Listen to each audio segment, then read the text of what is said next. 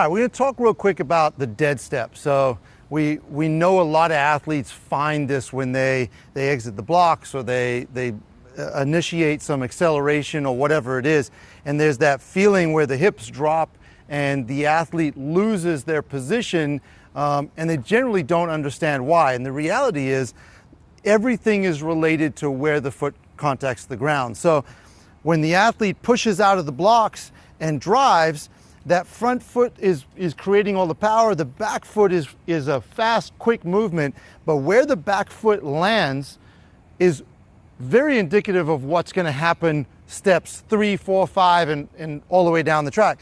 If that back foot lands too far in front of the hip, we have to bend somewhere. The knee joint is obviously not as stable as the hip, so generally what happens is we get a buckle at the knee and we get that feeling of a dead step.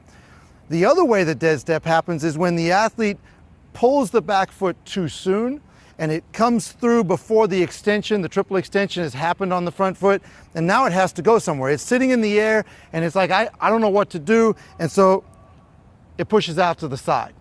It has nowhere else to go. It can't go on the ground and be a braking mechanism, so it finds a place to go, pushes out to the side. Great opportunity for a coach to watch an athlete, mostly from the side, but whenever they're doing accelerations, generally walk around to the front and pay attention to what's going on. So Moose is going to show us a little bit of a dead step. So the first one, he'll let the back foot drift out in front, and you'll see him buckle a little bit. Go ahead. So that foot's now landed out in front. Let's go back a step though. Why did that happen? Okay, and what you'll find is when your athlete sets up and they push off the front foot and this right hand is driving down, the back arm comes through and it gets long and it takes the foot with it and it drifts it all the way out here. The foot's going to react to what the arm's doing. So when your athlete comes back and they feel that dead step and you're wondering why it happened, always take a step back in the process. Figure out what that hand's doing. That foot's going to follow the hand. So if I allow the extension at the elbow to get long, the foot's going to follow it. If the athlete comes across the body with the hand, that foot's going to be forced out to the side. So we'll have Moose do one where he takes the hand and comes across the body a little bit, follows the foot with it. Go ahead. And we see Moose comes through, that foot drifts all the way out to the side, the hips drop, and now he has two problems.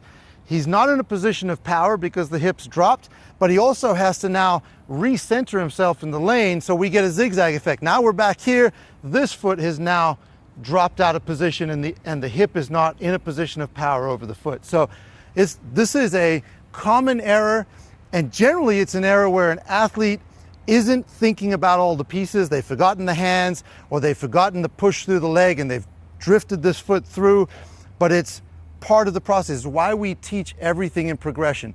Start with my walk-ins, build to the 2 points, build to the 3 points, then put the athlete in the block.